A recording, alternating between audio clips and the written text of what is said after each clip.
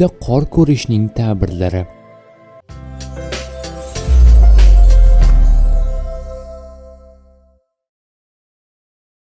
Tushda ko'rilgan qor rizq, manfaat, sovuq urush kasalligidan shifo topish deb ta'bir qilinadi.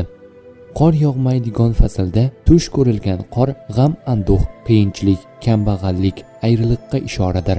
Bahorda qor yoqqanini ko'rish mag'lubiyatga, yozda esa zarar ko'rish va kasallikka ishoradir.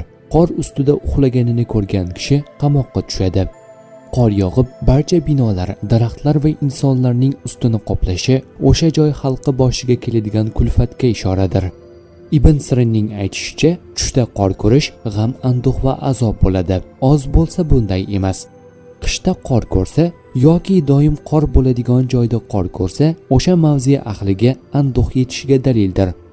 Jobir Mag'ribiyning aytishicha, tushda qor ko'rish, ayniqsa chaqmoq ham bo'lsa, lashkar yengilishiga dalil bo'ladi. Hazrat Sodiqning iltifot etishlaricha, tushda qor ko'rish 6 narsaga dalildir.